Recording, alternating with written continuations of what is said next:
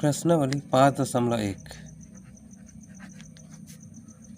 इसमें प्रश्न पहला दिया हुआ है, नीचे दिए गए कथनों को समीकरण बनाइए। देखिए पहला लिखा है दो क्रमागत संख्याओं का योग 11 है, तो इसको समीकरण के रूप में लिखना है। तो आप इस तरह से समीकरण बनाना है वाक्य को, तो सबसे पहले मान लेंगे। कैसे मानेंगे? देखिए इसमें लिखा है दो क्रमागत संख्या, क्रम से कोई भी संख्या है मान लेते हैं। चलिए यहाँ लिख देते हैं, माना कि दो क्रमागत संख्या। पहला वाला को यदि हम x मान लेते हैं तो दूसरा वाला क्या हो जाएगा? क्रमागत है, मैंने क्रम से होता है, मैंने अगली संख्या एक अधिक होता है तो हो जाएगा x धन 1। पहला वाला यदि हम x मानेंगे दूसरी संख्या हमेशा x धन 1 होगा, एक अधिक होता है सेकंड वाला। तो इस तरह से हो गया। अब इसको हमको समीकरण के रूप में दर्शाना है। तो इसमें लिखा है कि दोनों क्रमागत संख्याओं का योग 11 है, तो पहला और दूसरा दोनों का योग कर देंगे x धन 1, इसको ब्रैकेट में लिखेंगे x धन 1 बराबर 11। ये समीकरण के रूप में हो गया, इसी रूप में आपको दर्शाना है। सेकंड वाला इसमें दिया हुआ है, टिकेंद्र व तेजराम की आयु का योग 30 है, जबकि टिकेंद्र की आयु तेजराम की आयु की दुगुनी है। तो आप यहाँ पे जिसका अज्ञात है उसका हम मान लेते हैं। तो हमको यहाँ पे तेजराम की आयु पता नहीं है तो हम उसको मान लेते हैं। तो आप इस तरह से लिखेंगे, माना कि तेजराम की आयु, इसको मान लेते हैं हम 100 वर्ष है। चलिए 100 वर्ष है, इसको मान लेते हैं। अब इसमें लिखा हुआ है कि टिकेंद्र की आयु तेजराम की आयु की दुगुनी है, तो टिकेंद्र की आयु कितना हो जाएगा? टिकेंद्र की आयु चूँकि उसका दोगुना है तो ये हो जाएगा 2x वर्ष। इसका x है, इसका आयु उसका दोगुना है तो हो जाएगा 2x। अब प्रश्नानुसार दिया है कि दोनों की आयु का योग 30 वर्ष है, शुरू में ही दिया है, शुरू में दिया है। तो आप प्रश्नानुसार यहाँ पे दोनों का योग कर देंगे, x धन 2x बराबर 30। दोनों के आयु, ये पहला वाला तेजराम का है, दूसरा टिकेंद्र का, दोनों का आयु का योग हो गया 30 वर्ष। इसी को समीकरण के रूप में आपको दिखाना था। तीसरा नंबर इसी में दिया हुआ है, एक त्रिभुज की एक भुजा दूसरी भुजा की दुगुनी और तीसरी भुजा के बराबर है, बराबर भुजाओं का योग 40 है, तो इसको समीकरण के रूप में दर्शाना है। अब यहाँ पे चूँकि हमको दूसरी भुजा हमको ज्ञात नहीं है तो उसको हम मान लेते हैं। माना कि त्रिभुज की दूसरी भुजा है, हम इसको कुछ भी मान सकते हैं, मान लेते हैं हम इसको y है। एक इकाई होगा, कुछ भी एक इकाई है, y इकाई है।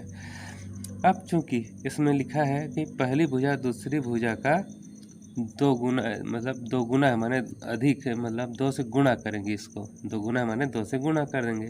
तो पहली भुजा क्या हो जाएगा? पहली भुजा दूसरी भुजा का दो गुना है, तो पहला वाला y है तो दूसरी वाला y है, तो पहला वाला क्या हो जाएगा? 2y, इसका दो गुना, इस कारण से 2y हो जाएगा। और तीसरी भुजा के बराबर है, तो तीसरी भुजा कितना हो जाएगा? उसके बराबर है। तीसरी भुजा है, ये पहली भुजा के बराबर है दिया है, तो ये हो जाएगा 2y, इस तरह से 2y इकाई। अब प्रश्न में दिया है कि भुजाओं का योग 40 है, तो तीनों भुजाओं का योग कर दीजिए, तो हो जाएगा y, पहली भुजा है 2y, दूसरी भुजा हो जाएगा y और तीसरी भुजा फिर 2y बराबर हो जाएगा 40। प्रश्न में दिया तीनों भुजाओं का योग 40 है। इस तरह से इसको समीकरण में दर्शाना था। चौथा नंबर दिया हुआ है, एक आयत की लंबाई उसकी चौड़ाई से 3 अधिक है, तो उस आयत का और उस आयत का परिमाप दिया हुआ है 15 है। देखिए यहाँ पे चौड़ाई हमको नहीं दिया तो मान लेंगे, माना कि आयत की चौड़ाई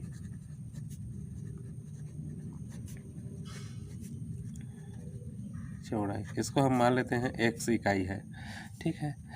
अब इसमें लंबाई हम निकाल सकते हैं, चूँकि चौड़ाई से 3 अधिक है, तो हो जाएगा लंबाई बराबर हो जाएगा 3 अधिक है माने 3 जोड़ देंगे, ये हो जाएगा x धन 3। अब परिमाप निकालेंगे तो आयत का परिमाप का सूत्र होता है, आयत का परिमाप इसका बराबर होता है 2 लंबाई धन चौड़ाई। ये फार्मूला होता है, इसमें रख देंगे तो जाएगा 2 लंबाई यहाँ पे है x धन 3 और चौड़ाई कितना हो जाएगा x है, तो ये हो जाएगा धन x, इसके साथ में लिख सकते हैं इस तरह से। ठीक है, अब इसको थोड़ा सा सॉल्व कर देते हैं। इसके बराबर आपको दिया हुआ है परिमाप 15 है, ये 15। ठीक है, अब इसको थोड़ा सा सॉल्व कर देते हैं। ये हो जाएगा 2x धन 3 धन x, इसके बराबर हो जाएगा 15। इस तरह से ये समीकरण के रूप में बन गया। 5वां नंबर, इसमें पहला में 5वां दिया है, रमेश दिनेश व सतीश के पास 2:3:4 के अनुपात में पेंसिल है। पेंसिल का अनुपात दिया है, पेंसिल का अनुपात इसको दिया हुआ है 2:3:4। अब इसमें यदि पेंसिल की कुल संख्या 18 है तो समीकरण बनाइए। तो इसमें से आप मान लेंगे, माना कि क्रम से इसको मान लेते हैं। देखिए रमेश के पास पेंसिल कितना हो जाएगा, रमेश के पास इसका हो जाएगा 2x मान लेते हैं। ठीक है, उसके बाद सेकंड वाला जो दिया है नाम उस है दिनेश, दिनेश के पास कितना हो जाएगा 3x। और तीसरा नंबर का दिया है सतीश, सतीश के पास हमें मान लेते हैं इसको 4x पेंसिल है। अब प्रश्न में ये दिया है कि कुल मिला के उसके पास 18 पेंसिल है, तो इसको सबका योग कर दो तो हो जाएगा 2x धन 3x धन 4x, इसके बराबर कितना हो जाएगा 18। ये समीकरण बन गया। प्रश्न क्रमांक 2, नीचे दिए गए समीकरण हल कीजिए। इसमें पहला दिया हुआ है 5x धन 2 बराबर 17। इसमें हमको x का मान है उसको ज्ञात करना है। चलिए देखिए, हम इसमें 2 विधि से बना सकते हैं, एक तो पक्षांतर करने वाला या फिर समानता के नियम से। चूँकि आपके क्वेश्चन में समानता का नियम दिया है तो आप उस नियम से भी हल कर सकते हैं। तो देखिए हमें x निकालना है तो पहले 2 को हटाना है। ठीक है, तो 2 को हटाएंगे मतलब यहाँ धन 2 है तो हम दोनों साइड ऋण 2 कर देंगे। किसी भी समीकरण में एक साथ हम कोई भी संख्या को जोड़ सकते, घटा सकते, गुणा कर सकते, भाग कर सकते, उसके मान में अंतर नहीं आता। तो हो जाएगा 5x धन 2, हमें 2 को हटाना तो ऋण 2 कर देंगे। उसके बाद बराबर 17, इसमें भी ऋण 2 कर देंगे। ऋण 2 इधर भी किए और ऋण 2 इधर भी किए, उसके मान में कोई अंतर नहीं आएगा। तो 5x 2 में 2 घटाएंगे 0 हो जाएगा, कुछ नहीं बचेगा। 17 में 2 घटाएंगे तो यहाँ पे बच जाएगा 15। अब देखिए हमको x चाहिए, यहाँ 5 का गुणा है तो दोनों पक्षों में हम 5 का भाग कर देते हैं। तो हो जाएगा 5x बटा 5 बराबर 15/5। दोनों पक्षों में हम 5 का भाग कर रहे हैं, उसको आप अलग से लिख सकते हैं। इससे भाग करेंगे तो 5 और 5 हट जाएगा, यहाँ बचेगा x। इसको भाग करेंगे तो 3 बार में x बराबर आ गया 3। इसी को हमको निकालना था, x का वैल्यू हमको ज्ञात करना था। दूसरा नंबर, दूसरा समीकरण दिया हुआ है हमको 5p धन 1, इसके बराबर दिया हुआ है 24। देखिए इसको हम सॉल्व करते हैं, सेम जैसे अभी किए हैं वैसे इसको भी करेंगे। तो हो जाएगा देखिए 5p धन 1, धन 1 है तो हम यहाँ कर देंगे ऋण 1। अब बराबर इस साइड भी हम उसी तरह से करेंगे 24 ऋण 1। चूँकि 1 इधर लेफ्ट साइड में किए हैं तो राइट साइड में भी आपको करना पड़ेगा। तो देखिए यहाँ 1 में 1 घटाएंगे 0 हो जाएगा, तो यहाँ बच जाएगा 5p बराबर 24 में 1 घटा देंगे तो ये बच जाएगा 23। अब चूँकि यहाँ हमको p चाहिए तो यहाँ 5 का गुणा है तो दोनों पक्षों में हम 5 का भाग कर देते हैं। तो ये 5 का भाग कर देंगे, इधर भी उसी तरह से कर देंगे 5 का भाग। ये 5 ऊपर नीचे से भाग चला जाएगा, ये भाग नहीं जाएगा, उसको रहने दो। तो p बराबर बच जाएगा 23/5। यही उत्तर है। दूसरा का तीसरा नंबर क्वेश्चन दिया हुआ है 4x धन 8x बराबर 17x ऋण 9 ऋण 1, इस तरह से दिया हुआ है। चलिए इसको हम पहले सॉल्व करते हैं, थोड़ा सा पहले इसको सॉल्व कर लेते हैं। देखिए यहाँ पे 8 और 4 दिया है तो दोनों को जोड़ेंगे, समान राशि जुड़ जाएगा तो हो जाएगा 8 में 4 जोड़ेंगे तो हो जाएगा 12x बराबर यहाँ देखिए है 17x ऋण 9 और ऋण 1, इसको हम सॉल्व करेंगे तो हो जाएगा ऋण 10। अब देखते हैं यहाँ 17x है, यहाँ पे 12x है। आप दोनों पक्षों में 17x घटा दीजिए। आप लिखना है समानता के नियम से करके। यहाँ हो जाएगा 12x ऋण 17x। हम चूँकि लेफ्ट हैंड साइड में 17x ऋण किए हैं तो इधर भी हमको करना पड़ेगा, तो हो जाएगा 17x ऋण 17x ऋण 10। देखिए 12 में हम 17x को घटाएंगे तो हमारे पास यहाँ पे बच जाएगा ऋण 5 और ये x। अब उसी तरह 17 में 17x से घटाएंगे तो शून्य हो जाएगा, हमारे पास इधर बच जाएगा ऋण 10। इस तरह से अब चूँकि हमको x चाहिए, हमारे पास यहाँ ऋण 5 का गुणा है, तो आप क्या करेंगे, दोनों पक्षों में ऋण 5 का भाग कर देंगे। देखिए इस तरह से आप लिखेंगे, मैं नहीं लिखा हूँ, समानता के नियम से इस तरह से ऋण 5 का इधर भाग कर देंगे। इसी तरह से हम राइट हैंड साइड में भी ऋण 5 का भाग कर देते हैं। तो ऋण 5 और ऋण 5 भाग चला जाएगा, तो यहाँ बच जाएगा x। इधर भी हम ऋण 5 से भाग करेंगे तो ऋण और ऋण का भाग करेंगे धन में आ जाएगा, और 5 का भाग करेंगे तो 2 बार में। तो इस तरह से x बराबर आ गया 2। चौथा नंबर पे दिया हुआ है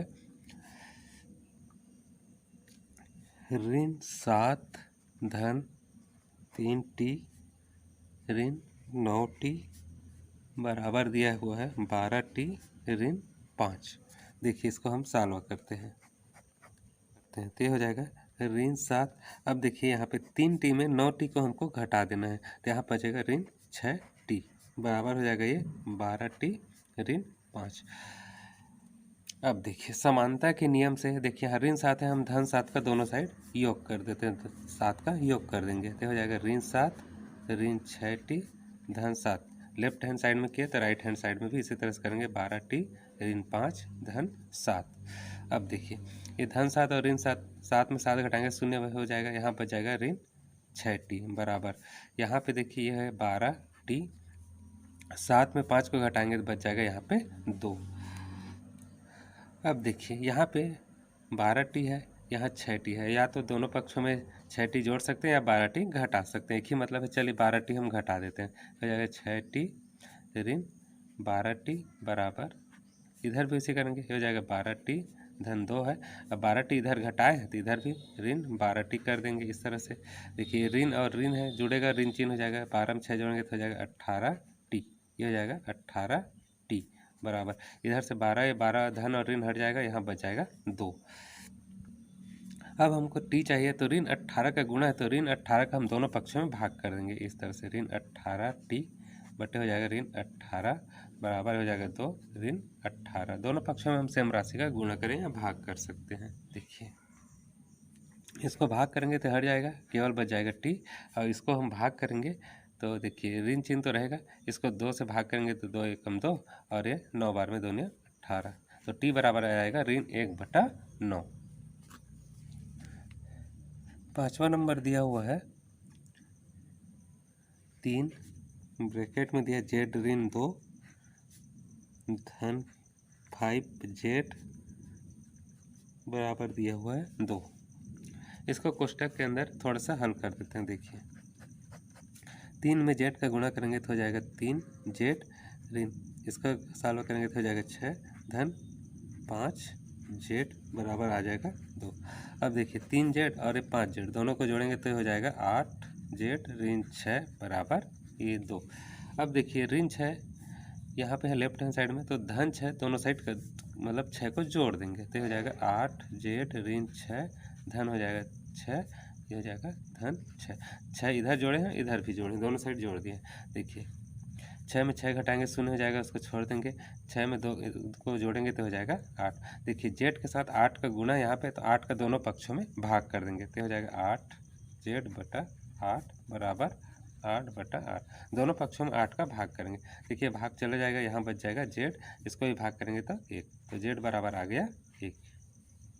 इसी में छठवां नंबर दिया हुआ है ऋण 2 धन ब्रैकेट में x धन 4 बराबर दिया हुआ है 8x। देखिए इसको भी इसी तरह से हम सॉल्व करते हैं।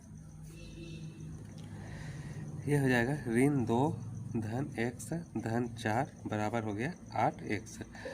4 में 2 को घटाएंगे तो यहाँ बच जाएगा 2 बराबर 8x। अब यहाँ 8x है, हम दोनों पक्षों में 8x का घटा देते हैं। धन 8 से तो ऋण 8x का हम दोनों साइड कर देंगे, तो हो जाएगा x धन 2 ऋण 8x बराबर 8x ऋण 8x। ऋण 8x और ऋण 8x दोनों पक्षों में किए हैं। देखिए अब यहाँ ये 2 बचा, x में ऋण 8x, x में 8x को घटाएंगे तो बच जाएगा यहाँ ऋण 7x। 8 में 8x घटा देते हैं, 0 हो जाएगा। अब चूँकि हम देखते हैं यहाँ पे इसके साथ 2 है, धन 2, तो दोनों पक्षों में हम ऋण 2 कर देंगे, तो इसके मान में कोई अंतर नहीं आएगा, तो हो जाएगा 2 ऋण 7x ऋण 2 बराबर इधर 0 ऋण 2। हम ऋण 2 और ऋण 2 दोनों साइड किए हैं, तो 2 में 2 घटाएंगे 0 बच जाएगा, यहाँ हो जाएगा ऋण 7x बराबर इधर बच गया ऋण 2। अब देखिए x हम ऋण 7 का गुणा है, तो दोनों पक्षों में हम ऋण 7 का, अब देखिए यहाँ पे ऋण 7x बराबर ऋण 2 है, हमको चाहिए x, तो ऋण 7 का हम दोनों पक्षों में भाग कर देंगे, तो हो जाएगा ऋण 7x बटा ऋण 7 बराबर ऋण 2 बटा ऋण 7। इसको भाग देंगे तो इधर बच जाएगा केवल x, और इधर ऋण ऋण भाग करेंगे धन हो जाएगा 2 बटा 7। इस तरह से इसका आंसर आ गया 2 बटा 7।